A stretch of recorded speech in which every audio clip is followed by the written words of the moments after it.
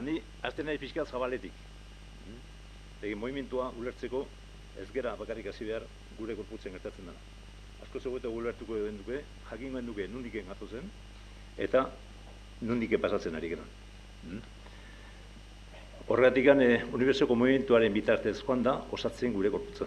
Eta gorputza osatzen joan dan inean, hizkuntza ekarri digu. Eta orain, hizkuntzaren bitartez onaino ekarri gaitu movimentua aztertzeko, ulertzeko eta egokitzeko aukera eskaintzen digu. Ez da gutxi. Hau azaltzeko nundik hasten gera. Eta hitz fundamentala da erreferentziaren desplazamentua. Guk esateko zerbait bihar ze gertatu behar duen, hartzen dugu aitzera atzo ze gertatu zen. Era horreta, hasten gera ulertzen hitzaren balioa eta etorkizuneko izan leiken aberastasuna. Horregatik menderatuko de pixka bat. Helduen modutik hasita, nola arkitzegean helduak, zer zirkustantzietan, badakigula gorputze badakagula, horretaz kontatu behar, baina nola gauden gorputzean, inok badaki. Badakigu gaurkonean, psikopatologian eta ikusten da asko, psikosomatika dagoela gaurkonean oso zabaldua. Eta badakigu gaurkonean, angina batzuk, datozelako, bihar esamina daukatelako, edo urrengoenean beste zerbait daukatelako.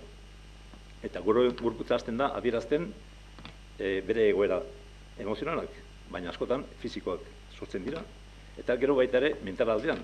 Orduan, hor ikusten dugu nola aidan zabaltzen kriterioa gu gorputzen nola gauden.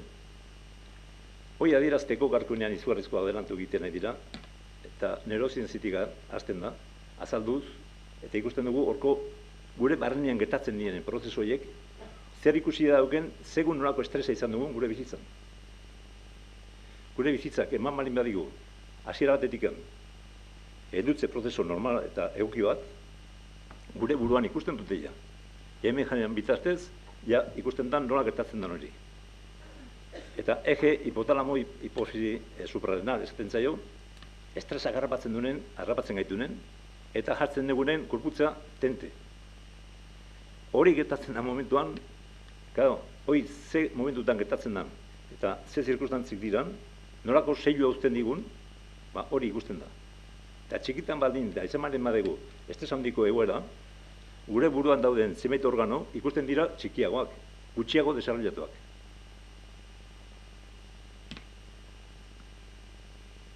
Horregatik agertzen da gaurkoenean oso erlazio estua dagoela, gure buruan ze gertatzen den eta inguruan. Tarte hortan, egokitasun hori nolako bizimodua izan dugun, hortik datorkigu gero, ulertzeko modua gaurkoenean ze gertatzen nahi zaigun. Claro, helduei gertatzen zaigun egoera, lehen zirak esan duen bezala, zenbait gauzetako zaitasunak gertatzen ari da, zirak, baita ere Jon Aranak, eta baita ere Xavier Tapiak, agertzen du, zenbait egoerak sortzen zaizkigun, zenbait zaitasun ditugun gauze gorekatzeko, eta gaurkoenean ze beharra dagoen, aurrei di atentzioa egokiagoa emateko. Eta ikusten dugu, da pixka atera dut referentzi batzuk, jakiteko gaurkoenean nola gauden.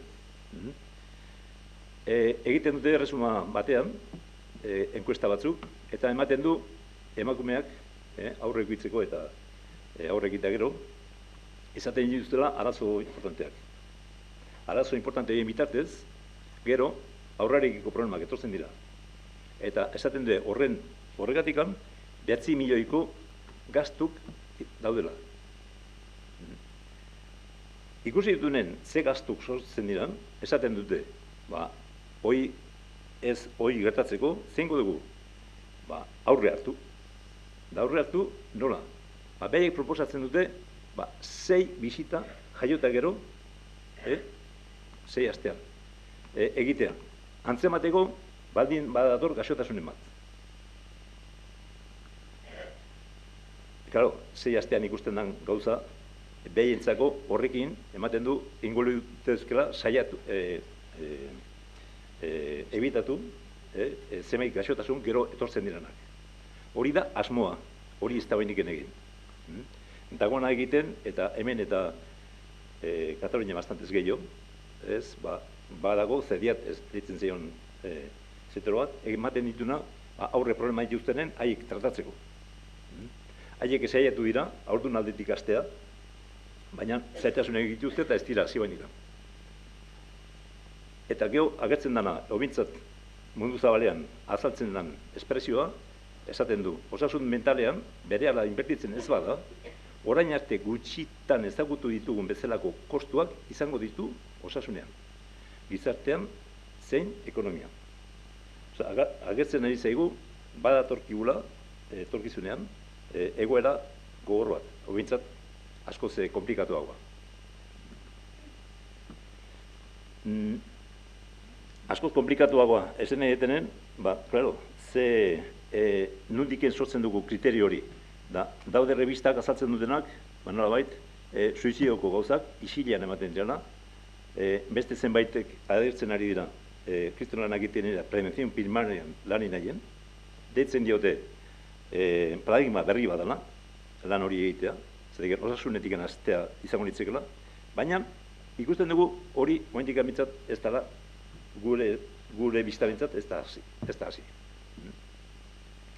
Bien, helduaren egoera pixkat planteatu dut, eta orain gero berriro hartuko dut. Baina aurrana.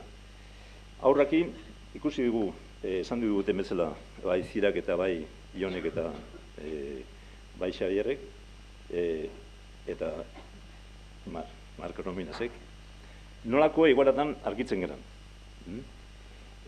Nik horri erantzin nahi nion, baitare, baditugula, bai, nundikan hasi ziren remotrizidaeko gauzak eta. Hasiera bat izan zuten, izan zen rehabilitazio neurologikoatik. Urdutik hasi ziren ikusten, nolabait koordinazio hobetzea bat zehola. Hortiken, joan ziren, koordinazio motrizidatetik psikomotrizidatera. Eta mugimenduaren bitartez, binkuloa edo lotura kontuan hartzea. Horrekin batea, zeiten du, amaren presentzia eta amaren ausentzia eta gauzo denak, horrekatzeko modua, eta aurren dituzten efizintzik, hobetzerako eta inkorporatzea juteko bere beharrak. Era hortan, gaixotasunetik ikusten zaien defizintzik, karentzik dirala, hori denak, horrei baten dio erantzuna, eta intentatzen da, osasun osora bideratzea. Helburua hori ditzake.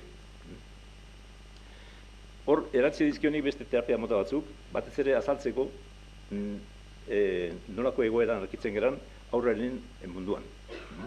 Eta badaude, momentu errimikoak, Harald Bromberg, esaten zio, mediku bat, psikiatra, eta reflexio primitiboetan espezialitatea. Movimentos que curan liburua egilea, eta movimentu ritmikoaren, terapiaren, eta erreflexio integratuen metoduen sortzailea. Zesan nahi da honek, landu dula jaiota geroko gertakizunak. Koordinazio aldetiken, sentidu vestibular aldetiken, ritmo aldetiken, gauzoi denak, hartzen duen berak ritmo batetik, nola laguntzen dion koordinazioik hobetzen. Baina, hor ere, jaiota gero. Hoi da, eta hortik azaltzen den, emakume batek, beak presentatu zula, lan hori egitea, nola, kontuatu zala, berak eragin estentziola movimentua, eta utzi zionen aurra beak egiten, orduan deskubritu zula, bere movimentua berezkoa bazuela. Eta orduan, sendatu zala, bintzat, hobetu zula bere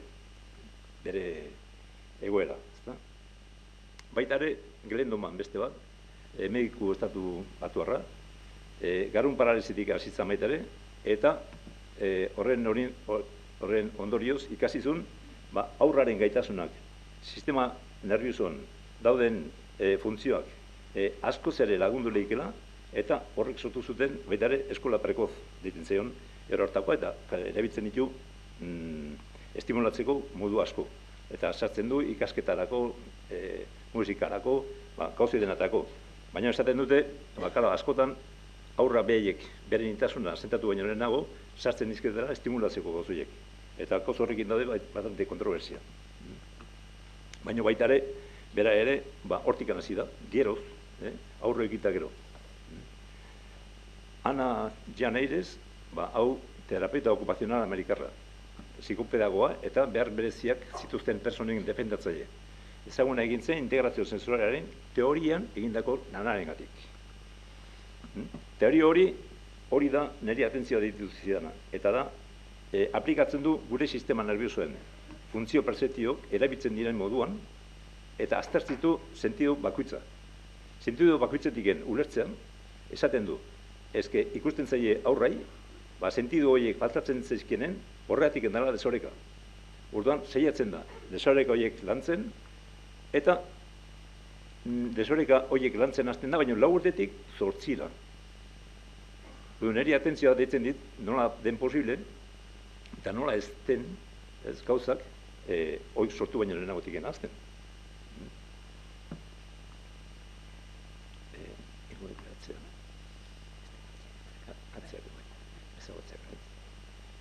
Eta, karo, behak esaten duen gauzak oso polite dira. Karo, esaten dugu, aurrek gai izan behar dute informazioa jasotzeko zentzumen guztien bidez. Eta hainbat gaitasun automatiko garatzeko, ingurunarekiko elkarri ginean, beren gorputza ezagutzen eta arekin gozatzen ikasi behar dute, fenomeno. Seguru sentitu behar dute, eta ukipien estimuloak ezagutzen ikasi. Ikasi behar dute arreta zein estimulutan jarri eta zein baztertu. Baina 4 urte arte, ez alda hori gilegi. Hainbeste urte pasatzea, gozoietaz arreta gehiago gabe. Bien. Urdun, nire aldetik planteatzen dena berriz, hau da, esaten da, aurrak sortzetik bertatik bere garapenean aurrera egiten du. Aldez aurretik, iragar daitezkeen sekuentzi ordenatu batean. Sekuentzi bat bete eta hurrengora igardo da. Posibilea da hasieratik kontinuun bat bideratzea, utzunerik utzi gabe. Hau da, nire galdera. Baldin badago sekuentzi horiek egiten direnak, eta ezitze prozesu guztian sekuentzi horiek osatzen bali badeko aurraren gaitasunak bideratzen bali badira, zergatik ez daude hortik hasita. Hainbeste neurozientifiko, hainbeste mediku zientifiko egonda, gozoiek zergatik ez daude garkunean kontuan hartuta. Eta aztertu du bizkia bat, ulertzeko baita ere, gauza hori nola leiken, iraunkortasun hori, zer gertatzen da ez oenik ere gauzoiek aurre emateko. Eta instintua edo zena, ingurunera moldatzeko helburu du, izaera konplexua du, hau da, era dadin zenbait pauso behar dira. Beharraren perzezioa, objektuaren bilaketa, objektuaren perzezioa, objektuaren erailpena, gogoa betetzea eta beharraren desagerpena. Globala da, organismo bizi guztiari eragiten dio. Oain, hori horrela da. Eta hor adierazten dana, dauela etengabe adi egoten ama eta horrenen arteko harremanean.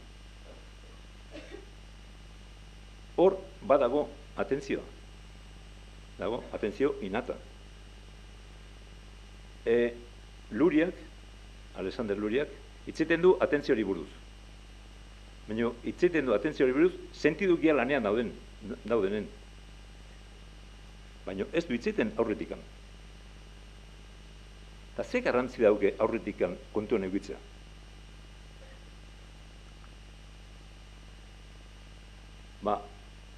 Aurretikin kontuan egitzeak esan nahi du, aur horrek eta ama horrek ezin dutela bereiek zatitu. Lagundu bertzeiela bereien jarraimenei kasu inez. Erditzen diranen eta separatzen diranen, hor ja kalte bat egiten nahi dela. Aur horrek ez baitauke dependentzi hori. Aurroi ez baitago amarikiko harremanean lotuta. Eta hor ikusten dugu, lehen biziko aldetik bintzat, eta hor garbi adierazten du Linda Folden Palmer, da ikerketak egin ditunak horretaz, eta nola zelulak, nola neuronak galtzen diran, baldin eta separazio sortzen diran. Horretik, nire ustez, lehen da bizi dago movimentua. Eta gero, gorputzaren prozesua osatzen. Gero dator, gauzoet dira, aurrena movimentua, hasi zanetiken, zelula batetiken, gu ez gatoz lehen nageziko konzeziotik, baizik eta guk kontuenik behar dugu hor atzitik datorkion guztia. Berezkoa dugun atentzioa. Horren bitartez, binkuloa sortzen da. Binkuloa bitartez, korputza askatzen digua eta koordinazio egiten dira. Koordinazio bitartez, korputzak hor integrazio sensoriala esaten duna. Anak, hoi iten joan behar du, ari hortan. Integrazio hori iten dihoanen bertan, egiten nahi da autokonstruzioa, gorputzea osatzen nahi da. Bere gorputzean kokatzen nahi da. Bere gorputzen jabe egiten nahi da. Etortzen zaio atentzio voluntarioa. Lehen komentatu duena, aukeratu egin behar dela. Persona jakin behar duela aukeratzen. Aukeratzeko jakin behar du bere gorputzek zeskatzen dion. Hortarako bere gorputzean egon behar du.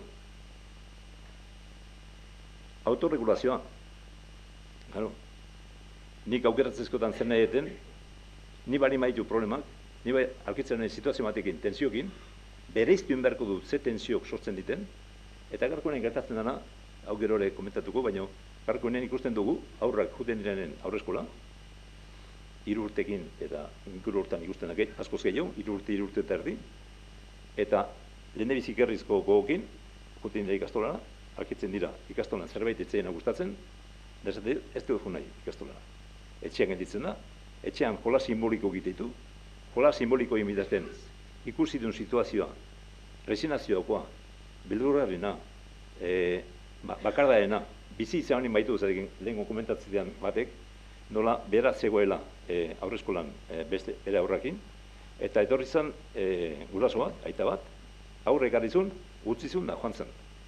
Claro, aurroi hasitzen negarrez, eta negar horrek eta egoera horrek ze adierazten zuen aur horren bakardadea.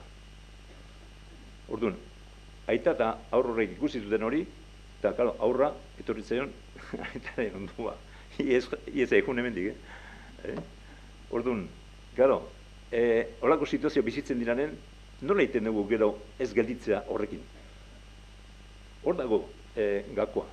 Nola iritsi leike ezitze prozesu hortan, guk buruaren jabe egitea, eta guri komunizaigunen esatea, hau ez den nahi, o nahi dut. Edo ikastolakin gertatzen dana, ejemplo bat da, osake, beste 1000 ejemplo dare, baina niretzako interesatzen ditena batez ere, da jakiteko gure barrenean, gure prozesutan, gure egoerak nolako adierazpenak egiten ditun, eta nola hitza erabiltzen dugun precisamente guri gaizki dijoakin zerbaitetan, edo gustuko digun zerbaitetan. Baina hori balin badikoa gure gorputzen osasunean, eta gure gorputzak elegitzen dula, ordu nahi benetako helburu bat desarrolla bizitzen. Bueno, hortarako guk zeiten dugu. Oain azten naiz helduak eta aurrak. Orduan, azten gara lehen bizi helduakin. Helduakin zeiten dugu. Helduak, oain diken etortzen dira ordunak, eta gutxio, gertatzen dira zerbait, oain etortzen zaten parejak, asko dituzue aurretiken problema pila bat pasata, egiten zate situazio aurre izateko erabakia, baina, hor argitzen zate, jazta ana sartzen bezala. Eta, oain diken ere, ez dago, sensibilidadeik, esango duna, aurre egitzeko zer behar dugun, nola prestatu behar dugun, zertan guretzako importantea. Hori oain diken ere, sozialki, ez da bat ere transmititzen. Orduan, informazio aldetik, eta ingo dute, bideoko.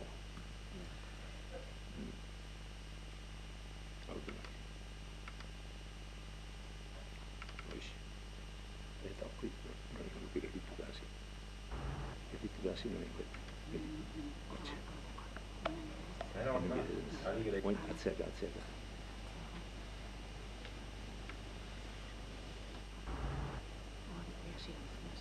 Baina nonak atituko dut. Bueno, bakarrik sekuentzi batzuk. Adierazteko, guretzako oso importantea da aitaren presentzia. Gu bestela ez dugu kontzebitzen, gurrasiteko oportunidea. Baina, aratak guztiz ere, etortzen diren amak ez dagoetaren parejaik, guk berdin akompainatzen dugu. Baina bai etorkizune bida, zer gertatzen da garkunen helduekin. Nire bali meditugu benetan aurrak ekarri mundura, eta izan ditezen bere buruaren jabe, ikusten dugu, guretzako importantea dela, aita ere informatuta egon behar dula. Aitak ere jakin behar dula bere aitatasuna zertan dijoan. Eta hortarako, gure nahia izaten da aldan guztia aita inkorporatzea. Eta egia izan da, problemik ez dugu izaten zaten. Lehendabiziko egunean igual etortzen dira zea bizkerekin, baina urrengo egunean fenomeno integratzen dira. Kau, egiten dugu 3 orduko sesioak. Eta normalean, gorputza lantzen da, eta gero lantzen ditugu, hemen ikusten dezuen bezala.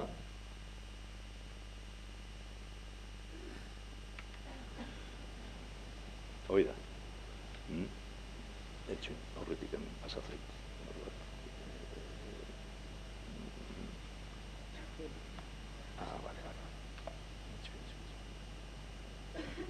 Bale.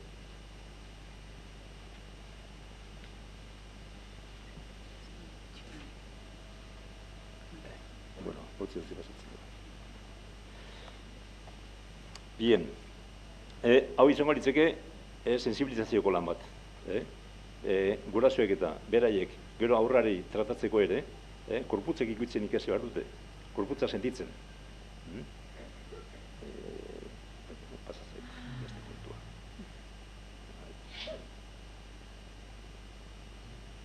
Bertan bizitzen dira, eta ikusten duzute, parejak nola hasten diran, bata bestikiko harremanean, eta gure propuestak izaten dira, ez dakitenetik.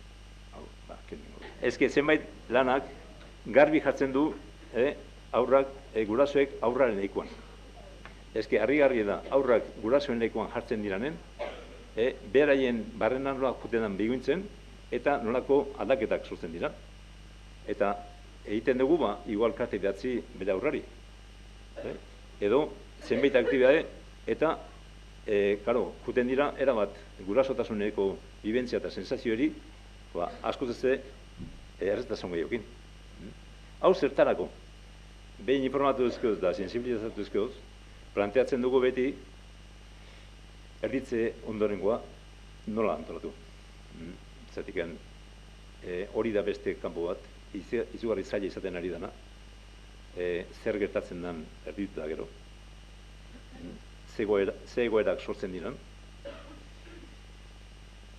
Horretiken planteatzen dugu, pareja gehiago dezala baita ere papera bat importantea erditu da gero, bien arteko hartumanak, bien artean deseitzen ditu, erabakitzen juzte nola eraman, erditzeak, eta erditzeak juten diranen, behiek ekipo bezala egiten dute. Eta ez dijoaz, gaurko honen gertatzen den bezala emakume asko juten dirana ospitalea eta bakarrik arkitzen dira. Guretzako hori izaten ari da, modu bat, emakumea askoz ez indar gutxiokin egoteko. Emakumeak ikusten ditugu bere prozesokin, juten dira ospitalera, eta egozin gertakizunekin, nola zaudeten hain sensible, irritatu eta zuen honetik ateatzen zate. Eta orduan, zuen prozesori jarraitzeko, askoz ez nekagarrigo gertatzen da.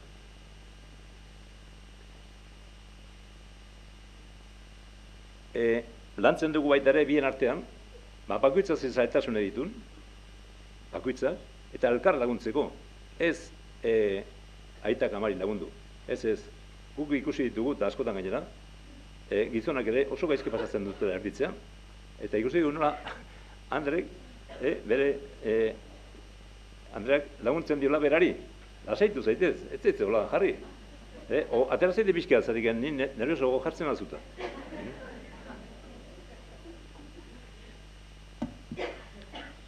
Eta gertatze du baleike hozin gauz, bien artean egotea, apoiatzea. Horretik enpratatzen dugu plan A, plan B, plan C. Zetik gau bat oso horretxa da, esatea, dena ondo joango zaigu. Baina ez bali bat zaigu dena ondo joaten,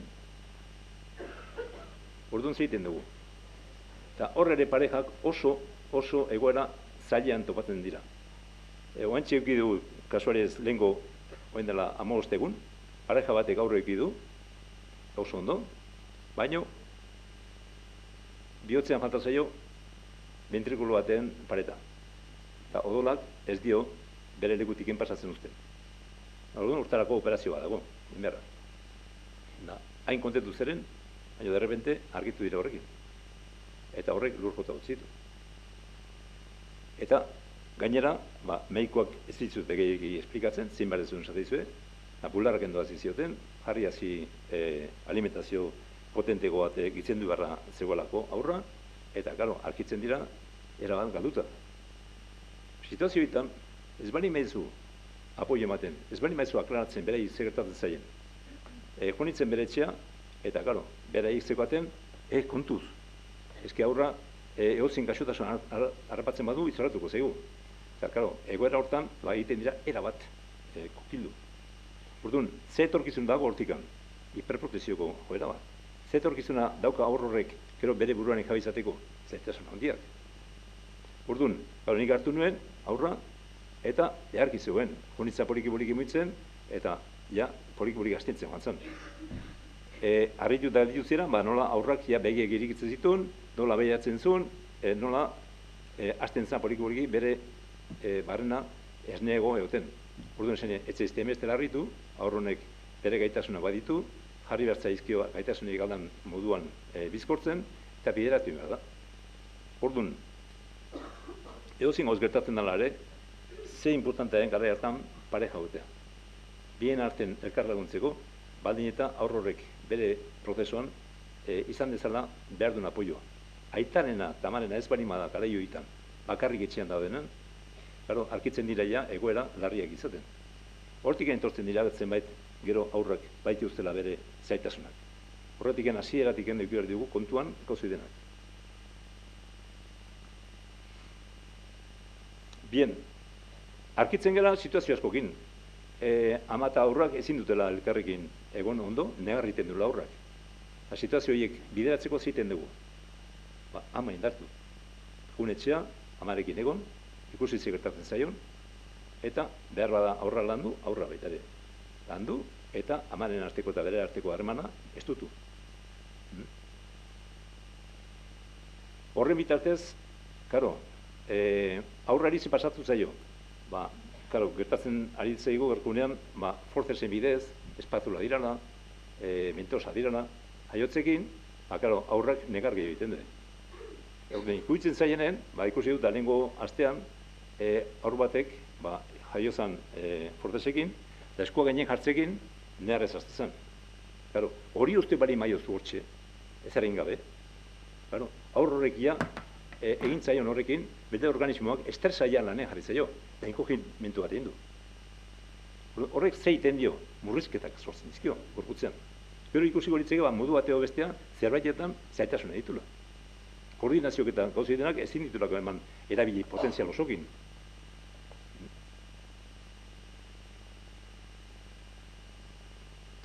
Gero, movimentu ez voluntarioaren eragina. Hori ere,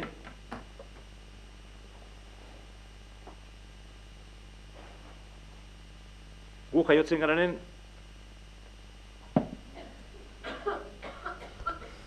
ez harritu Umetokin gaudenen, movimentua barren nahi ditu. Jaiota gero, kanpora. Dena, kanpora juten da. Hortz esan nahi du, aurrak movimentu hori bilatzen dikoala. Ez da zuen, bularra hartzen nahi da, eta hai da, amabi parakranela ditugu. Parakranelez, ditzen zailo. Gure percepzioko sentidu.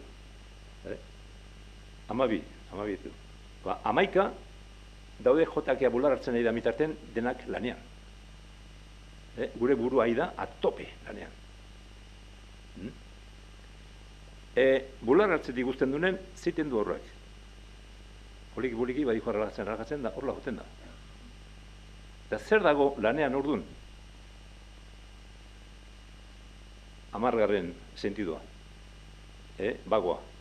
Eiten diuna, peristaltismok, gorputzeko, janana, espazio irikitzen du, estomagoa zabaltzen dikoa. Zenbat gaude gaurkunean ernie deiatukin. Horreti da, egon diralako askotan horrela. Bular hartu, edo bibere hartu, eta horrela geditu dira. Eta orduan, eiten dira, tarteko organok eta baita ere, enkogitu. Horko funtzionamentuk moteldu iten dira. Orduan, aurrek ikusi dugu, da, hortan, nolabait, niretzako oso importantea zen, jakitea, sistema nervioso involuntarioa esaten zaio, voluntarioa da, ja, gero desarrollatzen duguna, baina aurretiken datorrena, involuntarioa da. Eta dago, bi sistema piramidal, extrapiramidal, deitzen zaie. Sistema piramidal da, gero etortzen dena. Extrapiramidala dagoenean, ure barima dago harina, ure barima dago funtzionamentoa, detiken oso librea, horren arian sartuko dira gainantzekoak. Ikusten dugu, modu hontan, egiten ditunen movimentu horiek, zerbikalak eta askatu ditutula, burua kontrolatu bitartean, hori harintzen dihoala, espazio hori libre dagoela, eta gainantzeko vertebra guztiek ere nahiko espazioekin dikoaztela. Orduan, gorputzak movimentu horiek egititula, movimentu horiek egititu, jaiota zeitun. Eta ikusten dugu, koliko dituzenen da, nola moitzen dira. Jartzen duzu horrela, eta orde bitzean kakin askatu nahian tripeko mina. Edo beste hozinekoa marin badu oztopoa, moitzen saiatzen da. Eta gaurko egunean, gurasok, badakite horretaz, eta horrekin bideratzen dituzte gozasko. Orduan, zer zen nahi dut honekin? Jaiota zeitun, dagoen mundu hori, permititzen duna aurraren osasunaren aria sakonetik hartzeko, dala lehendebizi 10ekiko harremanean horrekatu,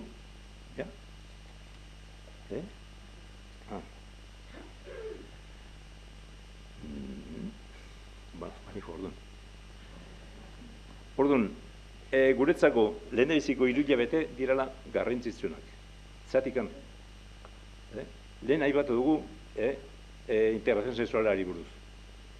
Eske integrazio sensoriala ez da orduan iten. Aipatu dugu aidare nola sekuentzia organizatzen goazen. Nola aurrekoa prestatzen den urrengoa egiteko. Hau oso kontuan eki behar dugu.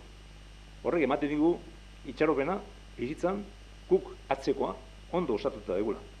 Eta nik psikoterapian argitzen ez askotan, nolaz asarratzen diran bere gurasoek gandik, asarri hori gero bere gurasoek ere bere gauza izan ditu, baina nola asarratzen diran ez ziotelako bere beharredik jasoa behartzen zela egin.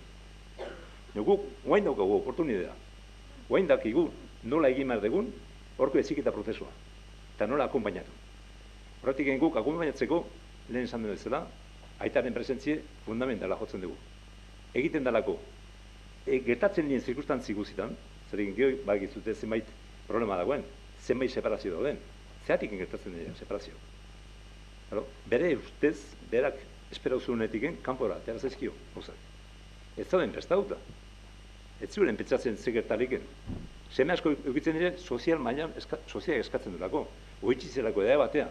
Joa indik genez dira kontuatzen, gero ze konsekuentzi dakazkigun. Bien, 3 hilabete horiek nola osatu, oin bideo. Aurra hau jaiozan, 8 hilabetekin eta neonatosa eman zuten. Neonatosen, ez dakigu, handik hartu zutenen, begiak ez zituen irikitzen. Hazemakien hilabete, begik iriki gabe, etxean zekoela, amak, eta etzion begiratzen ez zituen begiak irikiriten. Lazio da gizute, biztak ze importantzi dauken lehendabiziko 2 urtetan, ikaragarriak. Ikusiko zue, ikitunen grafikoak nola egiten den desarrolloa, zuzenean gora igotzen dela, dikoalako bizta desarrollo potente bat iten. Eta ikusten dugu askotan, bularre ematean da, begi batek, igual adri batekokin hitzeiten du amak, jo beste alderrikokin igual ez. Igual umeak begi batekin hobeto ikusten hasi da, eta orduan, begi horrekin biratzen du. Akio arkitzen gera, igual daukala, ojo bago esaten dien hau. Espezializatzen da, batek hartzen du indar gehiago, eta, karo, hortikan gero desbideratzen dira, zenbait gauz. Horretik da importantea guk esaten dugu amak presente omardula. Da esaten dana da, presentzia presente. Dagola ama. Ez dagola ausentzikin. Aldan guztian, lehendabiziko 3 hilabetetan, izugarrizko importantzia dauka. Ez bakarrik aurraren garapenean, baizik komunikazioan. Hor, beren lehen esan duen sekuentzi horiek, nola dikoazten. Nola dikoan izketako etxoen, itzen, utzi itzeiten, etxoen, gauz horiek ama eta horren artean, begiratzen dauen bitarten, sekuentzioiek gertatzen ari dira. Eta hortik adierazten dugu, da hor dago baita ere seinale potente bat, esaten duguna, la escucha, psikomotrizian erabiltzen da izugarri, empatie erabiltzen da ikaragarri, integrazio, inteligentzia emozionala, nondik datoz hori denak? Hauxe da. Hemen egon behar da. Aur horrek jasotzen baldin badu, amaren presentzie, aur hori bere entzumen egiten da. Da, reziprozidaden dihoazte, ikusi ze beharra du, ematen zaio. Oain deskantzatu behar du, oain beste gauz bat behar du. Gauzoiek, balin badago ama hor, gauzoiek gertatzen dihoazte. Orduan, ez dugu behar izango hainbeste terapia aldu. Zerdiken, osatuta eta integrauta ekiko ditulako presentzioiek. Presentzioik matea ez da bakarri presentzie, da bere sentidun desarrolloa. Hemen ikusi zuen nola poliki-poliki bizta rekuperatzen joan den. Hemen agertu dugu 3 minutun. Hemen egon ginean urdu betetarti. Poliki-poliki, nagikateaz, poliki-poliki, irikitzen juntzan, eta baita ere behartzun espansiotasuna. Hoi espani batzaio bideratzen, korputze hori joa, bere inkogimentuakin. Hau da ja 3 hilabete aurrak ditunen. Eta ikusten duzu ematen dutera masajea, ez axalekoa.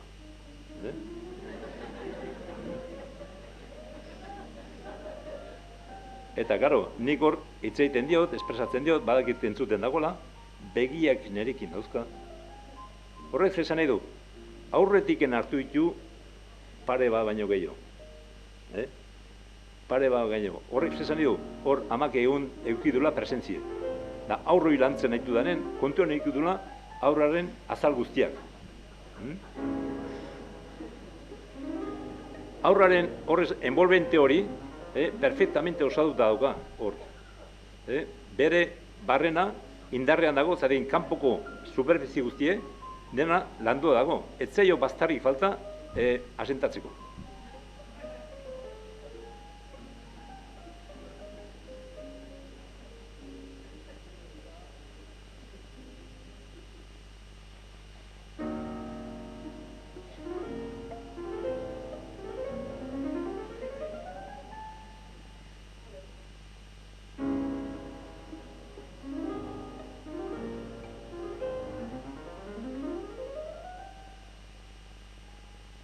Kusizio 3 hilabete baino gehiago ditula, zatiken ja nola toalla hori haua ematen du. Eskuia kontrolatzen hasten da. Eta guretzako eskua kontrolatzen hasteak importantzia izugarria du, zatikan hasten du sentido vestibularrakin lanean. Horretiken guk aholkatzen dugu ama eta aurra lurrean egon dituzela. Aurrak modu hortan referentzia hori hartzen hasten da eta koordinazio egiten hasten da. Eta koordinazioek lurreko referentzia hartzea bani badu, aur horrek ero lurrea jo nahi du. Zerdik, lurren bitartez egiten dihoa esplorazioa.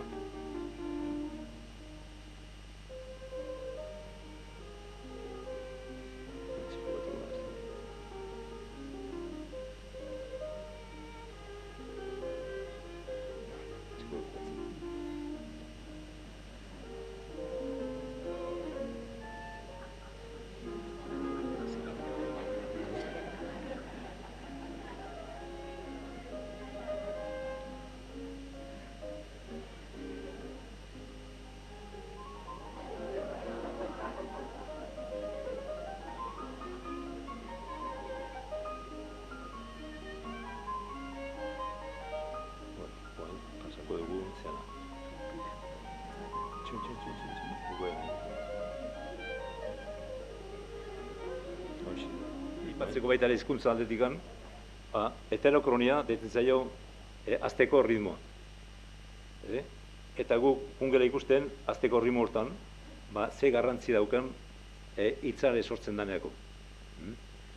Hasieratiken kontaktu hon bat eduki bari matu amak, oinarriko komunikazio hori eginda dago.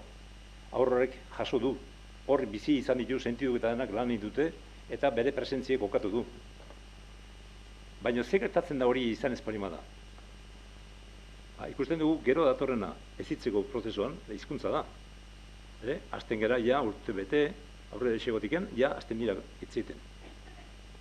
Eta kungera ikusten, gargunean ikasketak eta errezekien dituztenak, por ejemplo, arkitu nintzen emakume batekin, kurso bat egin genuen, eta esaten zidan, aizu nik gauz bat gertatzen zait. Nik lau karrera egin ditut. Eta gero seme eukitzekon liburu pila bat irakurri ditut. Baina aurrarikiko harremanean, eske, kontaktu hori ezin dut egin, koste egin hor ene zenditzen lasai. Eta, claro, gertakizun hau, unazkungean observatzen gero, ikusten dugu, hortik datorrela. Erreztasun hartzen dugu, hizkuntza geroxego dator. Rimo hori, gure sistema nerviosoak, sinapsisak, plastizidadeak, noiz hartu du indarra, persona horrengan, geroxego. Geroxego izan du oportunidadea, izan du giro bat, izan du zirkustantzik, lagundu diona, izketarako eta hizkuntza erabiltzeko. Eta hor, beak hartu du erreztasuna. Eta gauzak erreza egiten zaizkio. Gaurkoenean gertatzen nahi da, zirkustantziek bastante gaina. Zatik baita ere beste kaso batekin argitu ginen, egiten zula, ata zitu nota oso onak, satu zen lantegi batea, da handiken bilabetea, ez zara etortzen, da ditu ziren, etxera. Eta etxeko esentzia ateatzen zala, juten zala lanea. 8 ordu autobusen pasatzen zituen. Zatiken, hain azkarra zen, baina argitu zanen, enfrentatu bertzula, situazio tensio zerela, ezin izan zuen soporta. Orduan, hor ikusten ari gara, personak oinarri hori, nolabetiko kokamen hori, etortzeko modu hori mundura, sekuentzi horiek, badutela importantzia izugarria. Eta horiek behar dutela baita ere errespeto izan.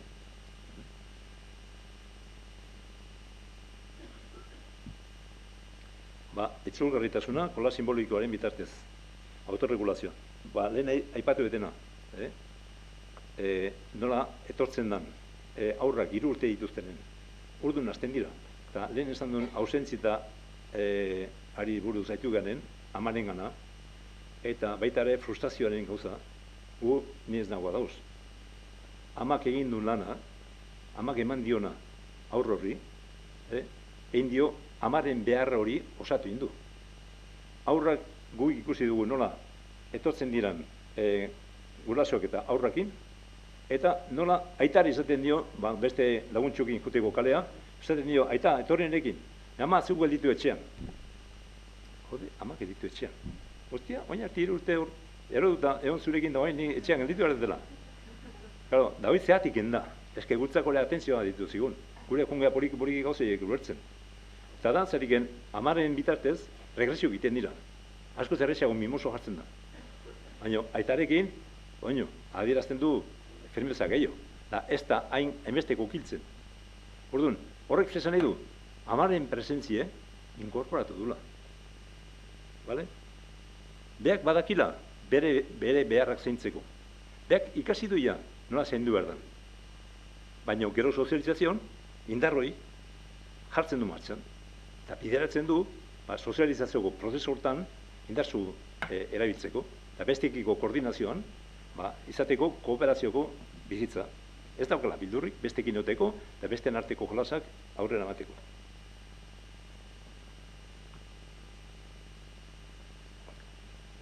Bien, orduan, hori izango genuke, mugimendu bitartez autorregulazioa, regulazio bitartez transparentzia, egin gu ondo bali gaude, guretzako bizitzan, bilatzen goaz, guri gustatzen zizkionak. Eta besteen ganako harremanean, baita ere, badaukagu, apertura hori eta flexibilidade hori, komunikazio aldetiken guk nahi deguneran bizitzeko. Hortarako hizkuntza landu behar dugu atope. Hizkuntza egokia, ez hizkuntza hutsa. Ez hizkuntza denbora betetzen duna. Ez, bezik eta hizkuntza gurekin kontakton egotekin, bestekiko harremanean aberazten egiten duna. Hortiken, niretzako oso importantea izan da beti, argitu nuen euskaraz hitzau, ukitu, eta dauka zerrezan nahia izugarria, baino ez da bakarrik nik argitu dut euskaraz, argitu nuenako espresio politia, zerrik 3 espresio ikusten ditut, unkitu, emozionala, ikutu, kontaktu fizikoa, eta ukitu, ukitu bai, baina ukitzen utzi. Dagoela komunikazioa ez gaituna eiten nire eulsi. Ez, bezik eta atzo Jon nek esaten zuna, komunikatzean eiten gera bio transformatu. Hor dago baita ere garrantzi izugarria. Ez gara ibitzen gaurkoenean gertatzen zaizkigun modu askoan, bakoitzek nahi du nahiten du eta besteik kasu iken ez. O besteik esaten du nahi kasu ez. Hor dago zer esan ikerria, egiten dugunen hitza, baina erabiltzen dugunen besteare kontuen eukiz, biogoaz aldatzen.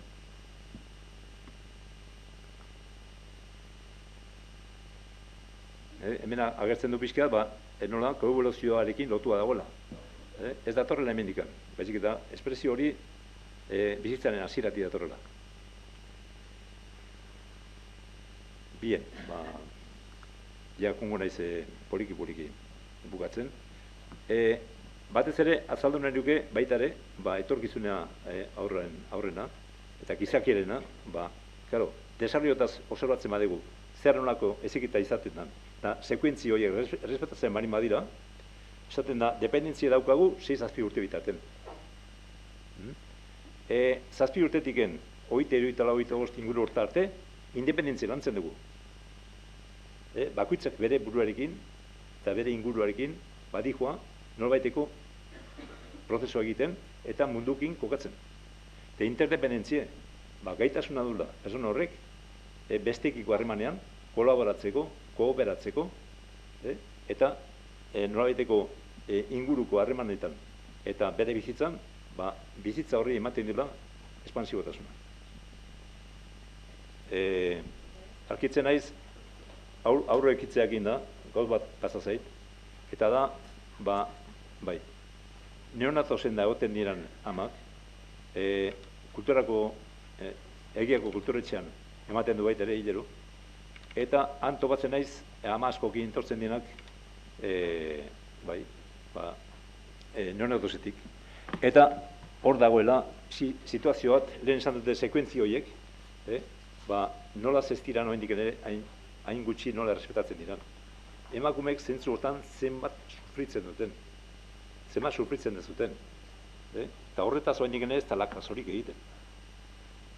Egin genuen, alkitu ginen egun batean, bazerera 4 persona pasazienak neonatozetik. Da, 3 bat azizaren, beste azizaren, neharrez azizidan.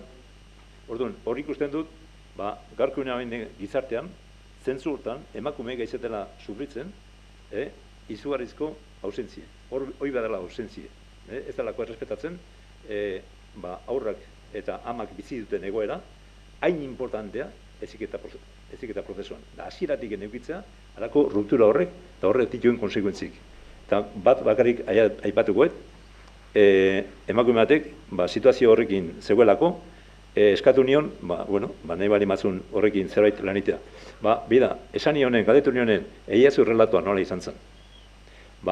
Hasi zanen relato egiten, impotentzie bizi izan zula. Impotentzie hitza esan zunen, erabat negarrez hasi zan, baina kokatu zun. Kokatu zun ze bizi izan zun. Eta horrekin, hasi zan poliki-poliki relajatzen. Eta aurrarik harremana, zeukan, 5 hilabete zituen aurrak bular hartu eta utzi tezion. Bular hartu eta utzi. Hortiken aurrean, hasi zan, baita ere gure aldetiken ikusten dugu, ama horrek egiteko berriro aurra horrekio relazioa, eskatzen dugu egoteko etxean lasai, egon aurrarekin entzan da, pasatzeko 5 urte oian entzan da berarekin, aurrarekin, orduan hasten da aurra muitzen, aurra egiten ditu bere movimentuak, eta poliki-poliki biak elkartzen dira. Eta dago, gertatzen dira, gauzoiek, movimentu horiek, atzea berriz integratua sentitzen dara. Hoxe.